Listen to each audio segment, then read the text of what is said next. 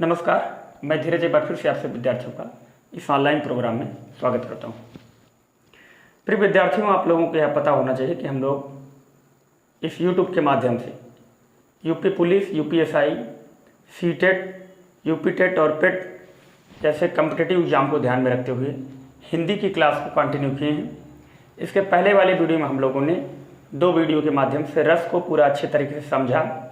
रस से संबंधित प्रैक्टिस क्वेश्चन आप किसी भी बुक में प्रैक्टिस क्वेश्चन देख के आप अच्छे से रस को कवर कर सकते हैं। मैंने वीडियो में पूरा स्ट्रक्चर समझा दिया कि रस क्या होता है, स्थायी भाव क्या होता है, अनुभाव क्या होता है, संचारी भाव क्या होता है, और रस के जो प्रकार हैं उनको मैंने डिटेल में 2 वीडियो के माध्यम से आपको समझाने का प्रयास किया। इस वीडियो में हम लोग पढ़ने वाले हैं संधि क्या है, और संधि बहुत ही इंपॉर्टेंट चैप्टर होता है हिंदी का। UPP, UPSI, SSC GD, CTET, UP TET, PET जैसे कॉम्पिटिटिव एग्जाम में संधि से 1 क्वेश्चन या 2 क्वेश्चन 100% पूछे जाते हैं। तो मेरे प्यारे भाई, संधि की आवश्यकता क्यों पड़ी? तो संधि का शाब्दिक अर्थ है, संधि 2 शब्दों से मिलकर बना है, सम प्लस धी।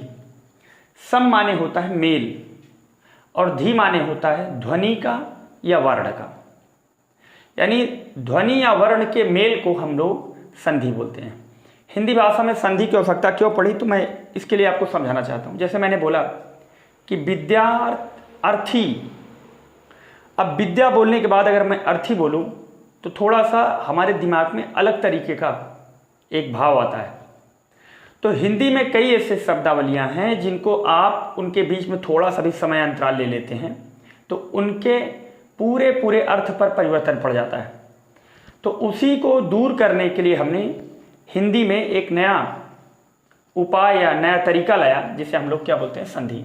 संधि के माध्यम से हम लोग शब्दों को जोड़ा कैसे जाता है और शब्दों का अलगाव कैसे किया जाता है, इस चीज़ को समझेंगे। तो मेरे प्यारे भाई, संधि का शाब्दिक अर्थ है, अगर इसे ब्रेक करके समझें तो सम प्लस धी। सम माने होता है समान या मेल, और धी माने होता है वर्ण या ध्वनि। यानी इसे हम समझने का प्रयास करें तो हम बोल सकते हैं कि समान या वर्ण या ध्वनि के मेल को हम लोग संधि बोलते हैं। संधि के 3 भेद हैं, स्वर संधि, व्यंजन संधि, विसर्ग संधि। स्वर संधि क्या है, इसके लिए हम थोड़े पॉइंट बता रहे हैं, कुछ की पॉइंट बता रहे हैं। व्यंजन संधि क्या है, विसर्ग संधि क्या है, इसके नेक्स्ट वाले वीडियो में पढ़ेंगे। पहले स्वर संधि क्या है तो समझते हैं। तो देखो, संधि के अनुसार मानक स्वरों की संख्या है 11। मैं फिर से समझा रहा हूँ, संधि के अनुसार मानक स्वरों की संख्या है 11। कौन कौन से हैं? तो सबसे पहले इसमें स्वर आता है आ, बड़ा आ, छोटी ई, बड़ी ई, छोटा ऊ, बड़ा ऊ। इसके बाद री, फिर ए, फिर ऐ, फिर ओ आएगा, फिर औ आएगा। इसमें अंग और आह को काउंट नहीं किया जाता। यानी संधि के अनुसार मानक स्वरों की संख्या है 11। कैसे? आ, ई, ऊ, री, ए, ऐ, ओ, औ। इनको काउंट करो, 1 2 3 4 5 6 7 8 9 10 11। यानी 11 मानक स्वरों की संख्या है संधि के अनुसार। इन स्वरों के अलग अलग नाम हैं। जैसे मैं बोलूं आ, तो देखो यहाँ पे कंठ पर इफेक्ट पड़ रहा है। तो आ और आ बोलने पर कंठ पर इफेक्ट पड़ रहा है, इसलिए हम इन्हें बोलते हैं कंठ के स्वर, यानी कंठ वाले स्वर। अब थोड़ी देर के लिए हम समझा रहे हैं ई, तो आप थोड़ा ई बोलो। ई बोलने के बाद आपकी जो जिह्वा है, जीभ है, वो हल्का सा अंदर होकर मोटी हो रही है, यानी हम तालु का प्रयोग कर रहे हैं। ई और बड़ी ई को बोलने के लिए तालु का प्रयोग कर रहे हैं, इसलिए इन्हें बोला जाता है तालु के शब्द या तालव्य वाले स्वर। ऊ, तो देखो जब हम छोटा ऊ, बड़ा ऊ बोल रहे हैं, ऊ, तो हमारे ओंठ पर प्रभाव पड़ रहा है। तो ये ध्वनि निकालने के लिए मुझे ओंठ का उपयोग करना पड़ा, इसलिए इन्हें ओष्ठांग या ओष्ठ बोलते हैं। री क्या है? री को हम लोग बोलते हैं मूर्धन्य या मूर्धन। अब देखो ए या ऐ, देखो ए तो जीभ का भी, जीवा का भी पड़ रहा है, कंठ का भी, तो इन्हें हम लोग बोलते हैं कंठ तालव्य। कंठ तालव्य। अब देखो ओ आओ, तो इसमें कंठ का भी यूज है और ओष्ठ का भी यूज है, इसलिए इन्हें बोलते हैं कंठोष्य।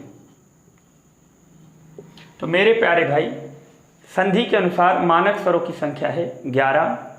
आ ई उ री ए ऐ ओ औ।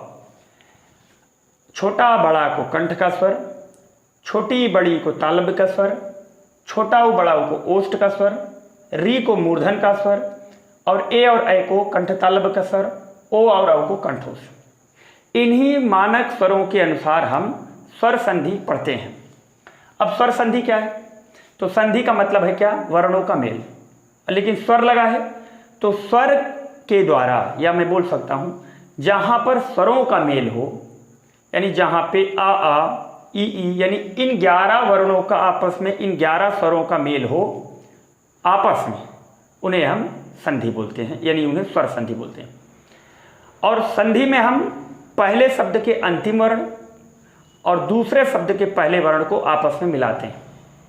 पहले शब्द को हम प्रथम शब्द और दूसरे शब्द को द्वितीय शब्द, यानी प्रथम शब्द के अंतिम वर्ण और द्वितीय शब्द के पहले वर्ण को आपस में मिला के संधि करते हैं। संधि करने से आपको एक चीज़ ये भी पता होना चाहिए कि कभी भी संधि में स्वर बीच में नहीं आ सकते। जैसे छोटा बड़ा, छोटी बड़ी, उ बड़ा उ, री ए ऐ ओ औ, ये सब स्वर हैं।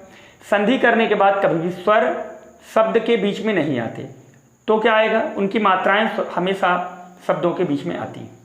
तो मैं आशा करता हूं कि ये सारे की पॉइंट आप अच्छे तरीके से समझ गए होंगे। तो सबसे पहले हम लोग चलते हैं स्वर संधि के प्रकार क्या हैं, स्वर संधि कितने प्रकार की होती है, इसका स्टडी हम कैसे करते हैं। तो स्वर संधि क्या है? जहां पे स्वरों का मेल हो उसे स्वर संधि कहते हैं। स्वर संधि के प्रकार क्या हैं? तो स्वर संधि इस प्रकार से हम थोड़ा सा समझा रहे हैं आपको। आप लोग सुने होंगे कि जो डीजे होता है उसका व्याह में बहुत बड़ा रोल होता है।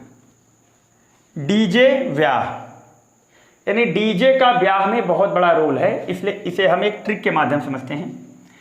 तो स्वर संधि के जो प्रकार हैं वो निम्न प्रकार हैं। डी मतलब दीर्घ स्वर संधि, जी मतलब गुण स्वर संधि, वी मतलब होता है वृद्धि स्वर संधि,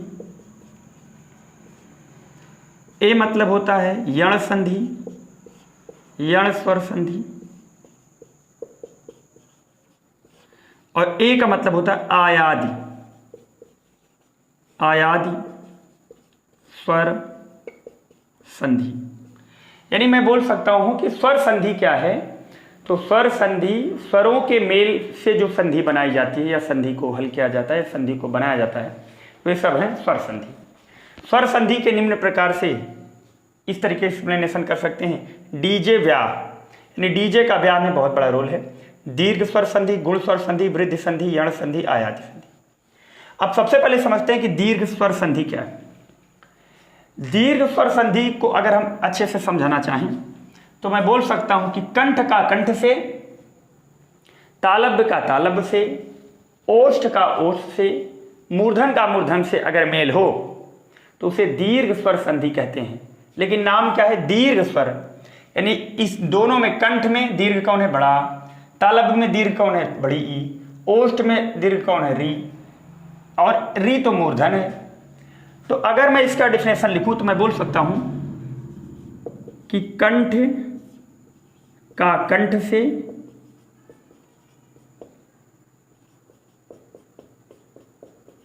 तालव्य का तालव्य से, ओष्ठ का ओष्ठ का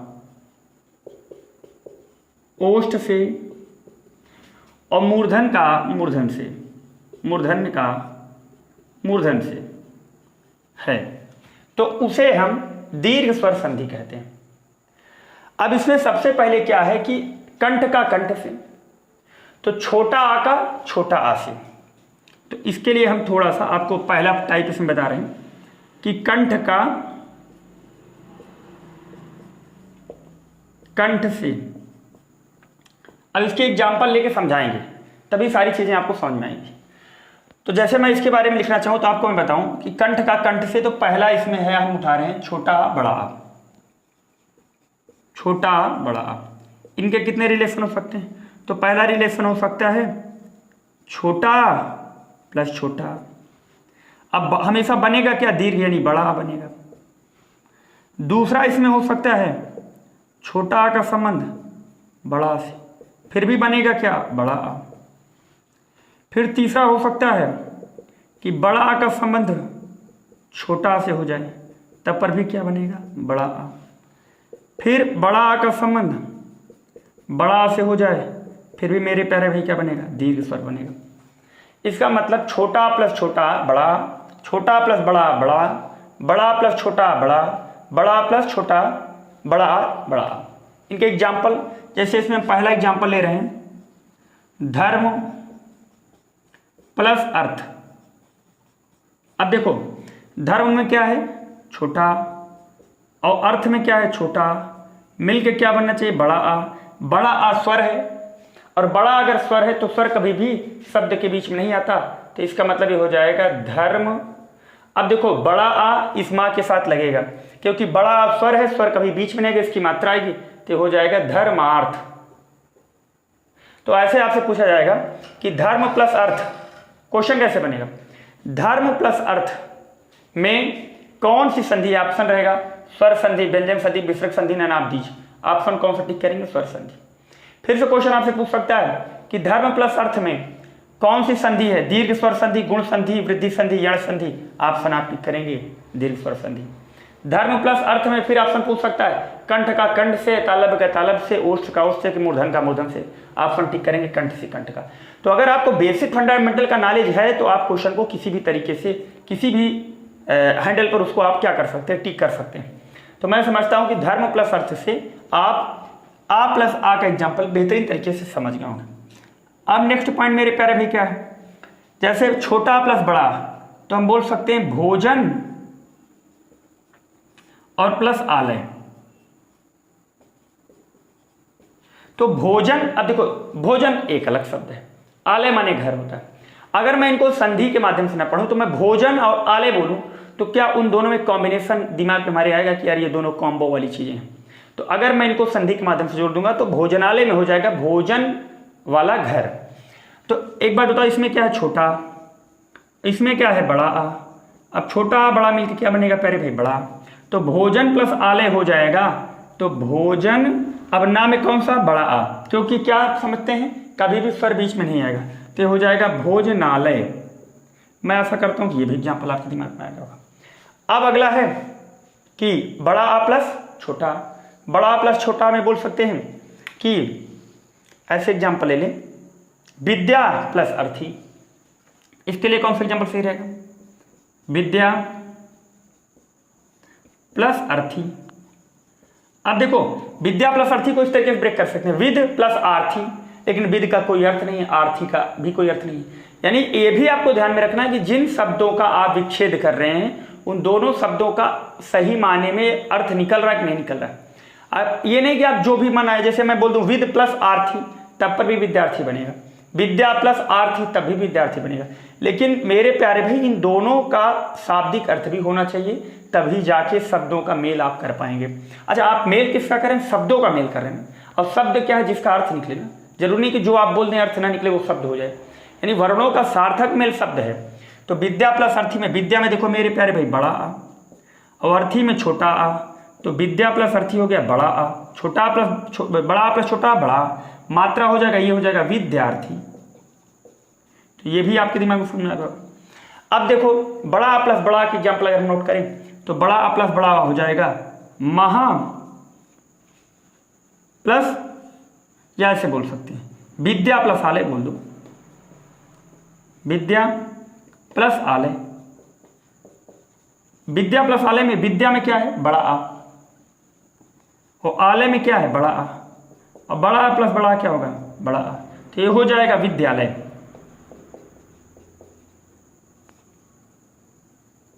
विद्यालय। तो मैं आशा करता हूं कि कंठ का कंठ से आप बेहतरीन तरीके से चीजों को समझ गए होंगे। तो अभी तक हम लोगों ने यह समझा कि कंठ का कंठ से कैसे संबंध किया जाता है। अब हम लोग समझने वाले हैं कि तालव्य का तालव्य से कैसे संबंध किया जाता है। तो देखो यार, तालव्य में क्या है, छोटी ई और बड़ी ई है, यानी छोटी ई प्लस छोटी ई हो जाएगा बड़ी ई, क्योंकि बनेगा क्या हमेशा दीर्घ, दीर्घ ही बनेगा, ये याद रखना।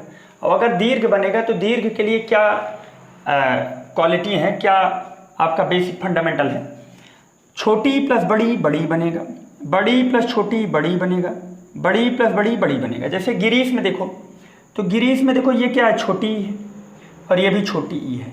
अब आप सब जानते हैं छोटी ई को अगर छोटी ई से मिलाएंगे तो हमेशा बनेगा बड़ी ई। यानी एक बार बताओ, बड़ी क्या स्वर इसका मात्रा आएगा, तो आएगा नहीं, इसका सॉरी स्वर तो आएगा नहीं, मात्रा आएगा, तो इसका मतलब हो जाएगा गी। अब देखो ये जो छोटी है, अब दोनों मिलकर क्या बनेंगे, बड़ी ई, तो हो जाएगा गिरीन्द्र। मैं ऐसा करता हूँ कि यही समझ गए। अब देखो गिरी प्लस ईस, तो यहाँ पे छोटी ई है और यहाँ पे बड़ी ई है, मिलके बनेगा बड़ी ई, तो इसका हो जाएगा गिरीश, इसका हो जाएगा गिरीश।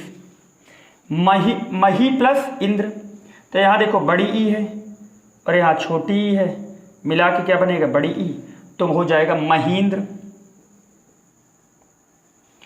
पृथ्वी में क्या है, पृथ्वी में है बड़ी ई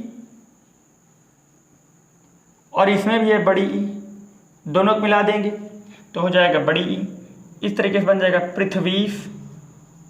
यहाँ जैसे जानकी प्लस ईश, अगर एक उदाहरण और देखें तो आप बोल सकते हैं जानकी प्लस ईश, तो जानकी में भी बड़ी ई और ईश में भी बड़ी ई, मिला के बड़ी ई, तो हो जाएगा जानकीश।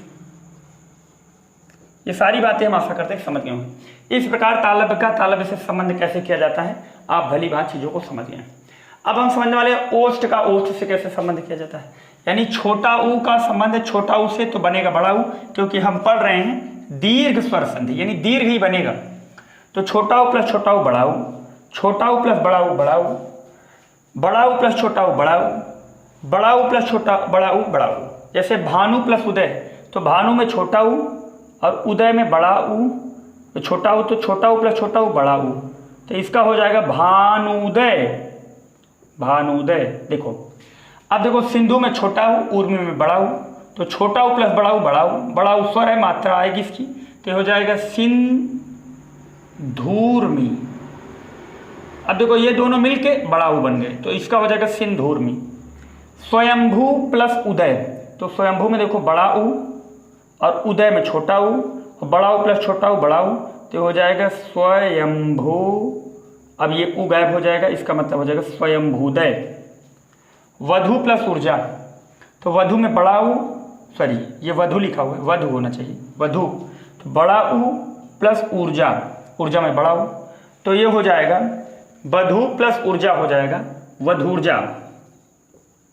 इसी तरीके से वधु प्लस ऊष्मा, इसका अगर हम निकालें तो वधु प्लस ऊष्मा, वधु प्लस ऊष्मा का भी हो जाएगा वधूष्मा,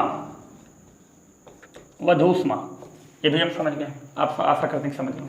इसके बाद हम एक पॉइंट और समझने वाले हैं, मूर्धन का भी समझ लेते हैं।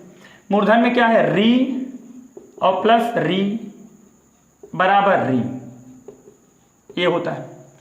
यानी मूर्धन क्या है, तो मेरे प्यारे भाई मूर्धन में हम बोल सकते हैं कि जैसे मैं बोल दूं पितृ और प्लस ऋण, तो ये हो जाएगा पितृण। अब देखो री प्लस री बन गया, री क्या है, स्वर है, बीच में आएगा नहीं तो हो जाएगा पितृण। तो मैं आशा करता हूँ कि इस लेक्चर के माध्यम से, इस वीडियो के माध्यम से मैंने स्वर संधि आपको समझाने का प्रयास किया और आपको समझ में भी आया होगा। स्वर संधि में पहला प्रकार दीर्घ स्वर संधि क्या है, अच्छे तरीके से आप समझ गए होंगे। तो अगर आपको वीडियो पसंद आता है तो लोगों के बीच में शेयर करिए, चैनल पर नए हैं सब्सक्राइब करिए और वीडियो को लाइक ज़रूर करिए, जिससे जैसे ही मैं वीडियो अपलोड करूँ तुरंत आपके पास लिंक में या आपको नोटिस तुरंत पहुँच जाए। ओके, धन्यवाद।